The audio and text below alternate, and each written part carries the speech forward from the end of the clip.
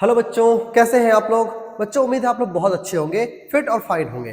बच्चों आज हम लोग क्या पढ़ने जा रहे हैं। बच्चों हम लोग क्लास 10th के टेंस के इस सीक्वेंस में इस सीरीज को आगे बढ़ाते हुए आज हम लोग टेंस का अगला पार्ट लेकर के आए हैं और आज हम लोग पढ़ने जा रहे हैं past continuous tense. Past continuous बहुत ही इंपॉर्टेंट टेंस रहने वाला है। तो चलिए स्टार्ट करते हैं और सीखते हैं बहुत ही गहराई से एक एक चीज को एकदम तह से। तो क्या आप लोग तैयार हैं? चलिए शुरू करते हैं। देखिए पास्ट कॉन्टिन्यूअस टेंस को हम लोगों ने पहले इसके स्ट्रक्चर्स वगैरह को सब कुछ याद कर रखा है इंट्रोडक्शन वाले पार्ट में। यदि आप लोगों ने उसे नहीं देखा है तो सबसे पहले जाके उस पार्ट को याद करें, उसको पहले जाके देखें, उसके बाद ही आप यहाँ पे आए। देखिए पास्ट कॉन्टिन्यूअस टेंस जो होता है आप समझते हैं कि ये वैसे क्रिया को शो करता है जो कि पास्ट मतलब भूतकाल में जो है सो चल रहा होता है, और कॉन्टिन्यूअस का मतलब होता है ये काम अभी तक कंप्लीट नहीं है, ये इम्परफेक्ट है, ये पूरी तरह से कंप्लीट नहीं हुआ है। इसीलिए पास्ट कॉन्टिन्यूअस टेंस का दूसरा नाम पास्ट इम्परफेक्ट टेंस भी होता है। इसका मतलब ये काम कंप्लीट नहीं हुआ है, ये अभी भी प्रोसेस में जारी है। चलिए स्टार्ट करते हैं। तो इसका बेसिक आप जानते हो कि इसको पहचानते जो है आइडेंटिफिकेशन साइन जो होता है ये होता है आपका रहा था। यदि कोई भी ऐसा सेंटेंस हो जिसके लास्ट में रहा था, रही थी, रहे थे, ऐसा कोई भी सेंटेंस हो तो किस टेंस का होगा? तो ये पास्ट कॉन्टिन्यूअस टेंस का होगा। आई होप समझ में आ रहा होगा। जैसे कि एग्जाम्पल, रोहन वीडियो गेम खेल रहा था, इसके लास्ट में भी रहा था है सर, बिल्कुल। सरिता उसे नहीं पढ़ा रही थी, इसके लास्ट में भी रही थी है। क्या वह मुझे बुला रहा था? क्वेश्चन है। क्या तुम उसे नहीं डांट रहे थे? क्वेश्चन है। वे लोग तुम्हारे साथ क्यों खेल रहे थे? सबके लास्ट में रहा था, रही थी, रहे थे। इस तरह से हमारा सेंटेंस बन रहा है। तो इसे हम ट्रांसलेट कैसे करेंगे? आइए इसका स्ट्रक्चर समझते हैं। आपने स्ट्रक्चर याद कर रखा है कि इसका स्ट्रक्चर में सबसे पहले हम सब्जेक्ट लिखते हैं, उसके बाद वाज या वर में से सेलेक्ट करते हैं, उसके बाद V4 लिखते हैं, वर्ब का फोर्थ फॉर्म लिखते हैं, इसके बाद आपका ऑब्जेक्ट लिख देते हैं या अदर वर्ड लिख देते हैं। तो यहाँ पर वर्ब 4 का मतलब आप समझ में आता है कि ये जो V1 में ING वाला जो रूप होता है उसी को हम लोग वर्ब फोर्थ कहते हैं। तो यहाँ पर ही, सी, इट, नेम, इन सबके साथ क्या लगता है बच्चों? इन दोनों में आपको सेलेक्ट करना है। तो आपको याद रखना चाहिए कि ये जो थर्ड पर्सन सिंगुलर वाला जो पार्ट है इसके साथ हमें लगाना होता है वाज। आई के साथ जो है ये भी लगेगा वाज, और we, you, they, plural noun, इन सब के साथ हमारा लगने वाला है वर। आई होप यहां तक समझ में आ गया होगा। अब आप इसकी मदद से बहुत आराम से ट्रांसलेट सीख जाने वाले हैं। देखिए क्या करना है। रोहन वीडियो गेम खेल रहा था या मतलब पास्ट कॉन्टिन्यूअस टेंस। इसका स्ट्रक्चर फॉलो करेंगे तो सबसे पहले आपको सब्जेक्ट लिखना है। तो सब्जेक्ट जो काम करता है इसका मतलब हो जाएगा रोहन। क्या हो जाएगा? रोहन। अब रोहन एक व्यक्ति का नाम है, एक व्यक्ति का नाम है तो इसके साथ वाज लगेगा। अब हम लोगों ने क्या कर लिया है, सब्जेक्ट लिखा, इसके साथ वाज और वर्ब में से सेलेक्ट कर लिया। अब वर्ब 4 मतलब काम का चौथा ING वाला जो फॉर्म होता है ये हम लोग को लिखना होता है। तो यहां पर वर्ब है खेलना, इसका ING करोगे तो हो जाएगा प्लेइंग। क्या हो जाएगा बच्चों? बोलो प्लेइंग। और क्या खेल रहा था? Video game. तो यहां आपको लिख देना चाहिए वीडियो गेम। इस तरह से सेंटेंस कंप्लीट होता है और बनता है Rohan was playing video game. I hope समझ में आ गया होगा। चलो अब इसी सेंटेंस का जब नेगेटिव करते हैं तो आपको कुछ विशेष नहीं जानना, बस इसके साथ केवल आपको नोट लगा देना है। ये जैसे ही हम इसके साथ नोट लगा देते हैं तो इसका एक कॉन्ट्रैक्टेड फॉर्म आता है, कॉन्ट्रैक्शन वाला फॉर्म आता है, इसका बन जाता है वाजंट, और वर के साथ यदि नोट लगा दिया जाए तो ये बन जाता है वरंट। क्या बन जाता है? वरंट। क्लियर है? अब देखो, अब है सरिता उसे नहीं पढ़ा रही थी, तो आप लिखोगे सरिता। सरिता भी एक व्यक्ति का नाम है तो वाज ही लिखेंगे। लेकिन यदि आप इसके साथ नोट लगाना चाहते हो तो वाज के साथ नोट लगेगा, क्या बन जाएगा? बोलो क्या बन जाएगा? वाजंट।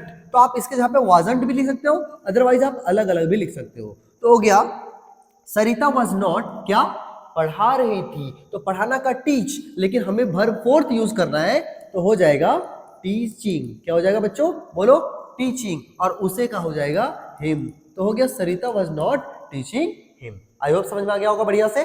चलो आगे है, क्या वह मुझे बुला रही थी? क्वेश्चन। अब आपको थोड़ा सा फास्ट कर लेना है, आपको प्रैक्टिस के जरिए से पूरी तरह से कंप्लीट कर लेना है, और आप प्रैक्टिस कर सकते हो मेरे साथ भी। जैसे कि क्या मैं आपको पढ़ा रहा हूं, क्या मैं आपको पढ़ा रहा हूं, इससे पहले आप इसका अफर्मेटिव वाला सेक्शन को प्रैक्टिस करो। मैं आपको पढ़ा रहा हूं, पढ़ा रहा था ना, पास्ट कॉन्टिन्यूअस। मैं आपको पढ़ा रहा था, आई वॉज टीचिंग यू, ऐसा करके बनेगा, है ना। वे लोग यहाँ खेल रहे थे, दे वर प्लेइंग हियर। ऐसा जो सेंटेंस होता है, ये सारे सेंटेंस को आप प्रैक्टिस के जरिए कंप्लीट कर सकते हैं। अब हमारा क्वेश्चन है, क्या वह मुझे बुला रही थी? अब रहा था, रही थी आ गया, तो आप क्या करो, यहाँ पे क्या वाला सेक्शन है, इंट्रोगेटिव वाला सेक्शन है। इसका मतलब जो इसका ऑक्सिलरी वर्ब है ना, ये शुरुआत में आने वाला है, तो ये बन जाएगा, वह के लिए वाज ही लगेगा, तो हो जाएगा वाज ही। अब नहीं तो इसमें नहीं है, वाज ही बुलाना का कॉल, लेकिन वर्ब फोर्थ हो जाएगा कॉलिंग, और ऑब्जेक्ट है आपका मी, तो यहां हो जाएगा मी। क्वेश्चन मार्क, समझ में आ गया,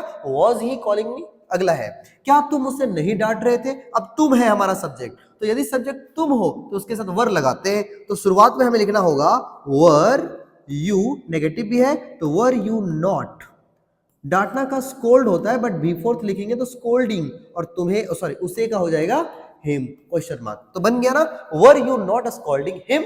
बच्चों इसे आप ऐसे भी लिख सकते हो, यदि वर को इसके साथ मिलाना चाहो तो हो जाएगा वरंट यू स्कोल्डिंग हिम। जब हम कॉन्ट्रैक्शन फॉर्म यूज करेंगे तो ये इसके साथ आकर के मिल जाने वाला है, ठीक है।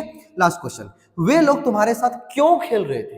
क्वेश्चन है, वे लोग तुम्हारे साथ क्यों खेल रहे थे? देखो, हो सकता है वे बदमाश हो, तो उससे पूछा जा रहा है आपसे कि वे लोग तुम्हारे साथ क्यों खेल रहे थे। यदि ऐसा क्वेश्चन हो तो हम कैसे ट्रांसलेट करेंगे? देखिए, सबसे पहले WH वर्ड को लिखेंगे, क्यों, क्यों हमारा है वाई, है ना, और WH वर्ड के तुरंत बाद ऑक्सिलरी वर्ब जो कि है वाज या वर, तो हो जाएगा वाई वाज। वे लोग है तो वे लोग के साथ वाज नहीं वर लगता है, तो यहां हमें चेंज करना होगा और हमें लिखना होगा वाई वर। सब्जेक्ट है हमारा दे, वाई वर दे प्लेइंग, खेल रहे थे ना, वाई वर दे प्लेइंग तुम्हारे साथ, with you, with you, question mark, ऐसा। तो ये सेंटेंस बना, why were they playing with you. इस तरह से आप बहुत आराम से क्वेश्चंस को बहुत अच्छे से बना सकते हैं, ट्रांसलेशन आप बहुत ही आसानी से कर सकते हैं। बस एक बात का ध्यान रखना है कि आपको प्रैक्टिस बहुत करना है।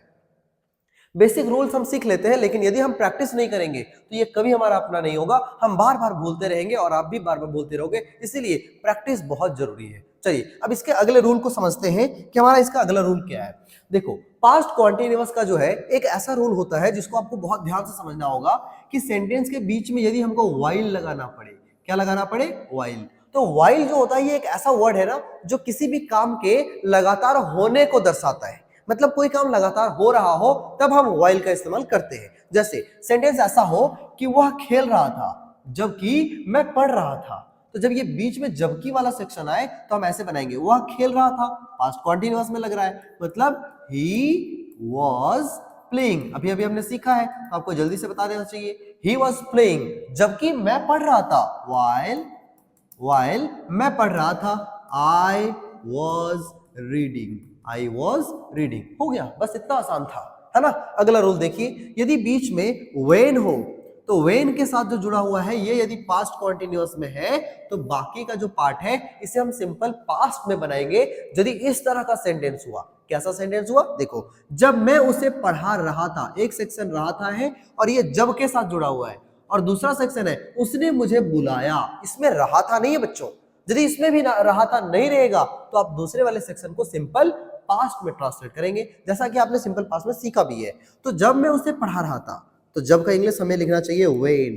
मैं उसे पढ़ा रहा था, I was teaching him, I was teaching him, comma देकर क्या लिखेंगे, उसने मुझे बुलाया, उसने मतलब वह थर्ड पर्सन मतलब ही हो जाएगा ना, हो जाएगा ही, उसने मुझे बुलाया, सिंपल पास्ट में लिखेंगे, मतलब subject plus V2 plus object, इस वाले रूप में हमें लिखना चाहिए। तो V2 होगा कॉल का V2 कॉल्ड, उसने मुझे बुलाया, he called me। इस तरह से आपका ये कंप्लीट हुआ, when I was teaching him, जब मैं उसको पढ़ा रहा था, he called me, उसने मुझे बुलाया।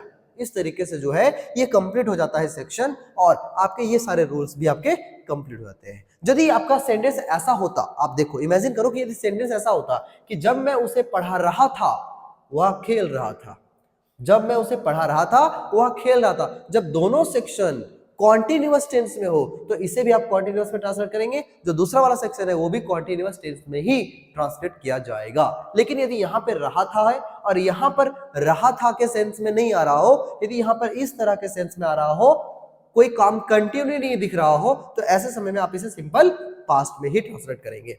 ठीक है, आई होप समझ में आ गया होगा। चलिए आइए बच्चों, अब हम लोग एक्सरसाइज को सॉल्व करने की कोशिश करते हैं। देखिए दिया है पास्ट कॉन्टिन्यूअस टेंस में आपको इन सभी फॉर्मेट्स को कंप्लीट करना है। पास्ट कॉन्टिन्यूअस टेंस में अब आपको क्या करना होगा, पास्ट कॉन्टिन्यूअस का अभी अभी आपने सीखा कि पास्ट कॉन्टिन्यूअस का जो स्ट्रक्चर होता है, ये होता है सब्जेक्ट, लास्ट में ऑब्जेक्ट और बीच में होता है वाज या तो वर, और इसके साथ में आपको लिख देना चाहिए वर्ब का फोर्थ फॉर्म। इस तरह से हम लोग इसको कंप्लीट करने वाले हैं। तो देखो, यदि हम इसे पास्ट कॉन्टिन्यूअस टेंस में बनाना चाहें तो रोहन इसके साथ वाज या तो वर में से सेलेक्ट कर लेंगे और वर्ब का फोर्थ फॉर्म लिख देंगे। तो रोहन के साथ क्या होगा, वाज होगा। वर्ब का फोर्थ फॉर्म लिखोगे तो कॉल का हो जाएगा कॉलिंग। तो सेंटेंस क्या बन गया, आप जरा देख के बताओ क्या हो जाएगा। Rohan was calling him, Rohan उसे बुला रहा था। पास्ट कॉन्टिन्यूअस समझ में आ गया है ना। ऐसे हम स्ट्रक्चर्स को बनाते हुए हम सेंटेंस को फॉर्म कर सकते हैं, सेंटेंस को क्रिएट कर सकते हैं। ये आपको भी आ सकता है, बस आपको बहुत ध्यान से जो है इन सबको स्ट्रक्चर के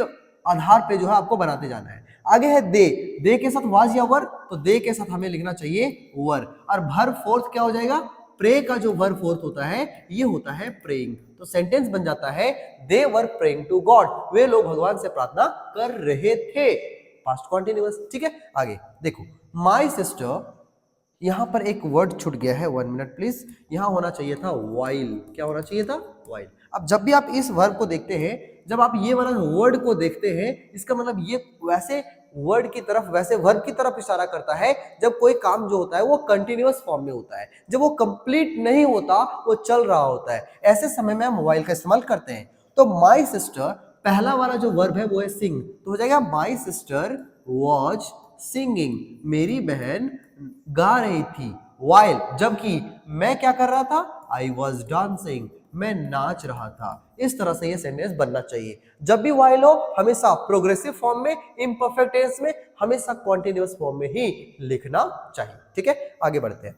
यदि सेंटेंस में वेन हो तो आपको अभी भी मैंने रूल में सिखाया है कि वेन के बाद वाला जो पोर्शन होता है, वेन के साथ जो जुड़ा हुआ पार्ट होता है उसको कॉन्टिन्यूअस फॉर्म में लिखा जाता है। पास्ट के कॉन्टिन्यूअस फॉर्म में लिखा करिए, और जो बचा हुआ पार्ट है उसे पास्ट परफेक्ट सिंपल पास्ट में आप लिख सकते हैं। तो इस तरह से व्हेन के साथ जो जुड़ा हुआ है इसके लिए हो जाएगा व्हेन आई, ये वाला लिखेंगे तो हो जाएगा when I was taking exercise. Take exercise का वर्ब 4 बना के लिखेंगे तो when I was taking exercise, वो वाला सेक्शन। अब इसे सिंपल पास्ट में बनाओ तो हो जाएगा गोलू कॉल्ड, गोलू कॉल्ड, और यहां पर ऑब्जेक्ट होना चाहिए मी। तो बना क्या सेंटेंस, सेंटेंस पूरा पढ़ के देखो तो आपका ऐसा बना कि गोलू कॉल्ड मी, गोलू ने मुझे बुलाया when I was taking exercise, जब मैं व्यायाम कर रहा था उस समय गोलू ने मुझे बुलाया। इस तरह से ये सेंटेंस कंप्लीट होता है। और हमने बनाया कैसे, जब व्हेन के बाद वाला सेंटेंस उसे हमेशा पास्ट कॉन्टिन्यूअस टेंस में और इस वाले सेक्शन को सिंपल पास्ट में बनाया जाता है। चलो लास्ट वाला पार्ट देखो, व्हेन दे। अब यदि हम इसे बनाने की कोशिश करें तो क्या हो जाएगा, व्हेन दे वर क्राइंग, जब वे रो रहे थे मैं सो रहा था, आई वॉज स्लीपिंग। मैंने आपसे कहा था कि कभी कभी वेन का जो सेंस होता है वो इस तरह से होता है कि दोनों को ये प्रोग्रेसिव फॉर्म में ही दिखाता है, दोनों को कॉन्टिन्यूअस फॉर्म में दिखाता है। उस स्थिति में आप सेंटेंस को इस तरह से भी लिख सकते हो, कोई दिक्कत वाली बात नहीं है। जब वे लोग रो रहे थे, व्हेन दे वर क्राइंग, मैं सो रहा था, आई वाज स्लीपिंग। इस तरह से कितना आराम से बन गया। तो आपको बेसिक एक फंडामेंटल याद रखना है कि सब्जेक्ट के साथ वाज वर लगा दो और भी फोर लगा दो, आपका पास्ट कॉन्टिन्यूअस फॉर्म कंप्लीट हो जाता है। ठीक है, आई होप आपको समझ में आ गया होगा। ये जो भी सेक्शन है ये आपके एग्जामिनेशन के लिए, आपके बोर्ड एग्जामिनेशन के लिए बहुत इंपॉर्टेंट है। तो सबसे पहले जब भी आप इसे तैयारी कर रहे हो, बहुत ध्यान से केवल स्ट्रक्चर्स को फॉर्म करना है और प्रैक्टिस करना है। प्रैक्टिस आपको हमेशा परफेक्ट बना सकता है, इसीलिए आप प्रैक्टिस करते रहे। चलिए, आई होप बच्चों आपको समझ में आ गया होगा। ये सेक्शन बहुत आराम है, बस आप इसको प्रैक्टिस करते रहिए, है ना। चलिए मिलते हैं अगले क्लास में एक नए टॉपिक के साथ, एक नए वीडियो के साथ, एक नए अंदाज में। तब तक देखते रहिए, सीखते रहिए, पढ़ते रहिए और जुड़े रहिए गुरुकुल साथी के साथ। एक और बात, यदि आपको इसके पहले के सारे टेंसेस आपने नहीं देखा है तो नीचे डिस्क्रिप्शन बॉक्स में सारा लिंक है, प्लेलिस्ट का पूरा लिंक होगा, उस पर क्लिक करके आप सारा वीडियो देख सकते हैं। चलिए मिलते हैं अगले क्लास में, तब तक के लिए थैंक यू वेरी मच। जय हिंद।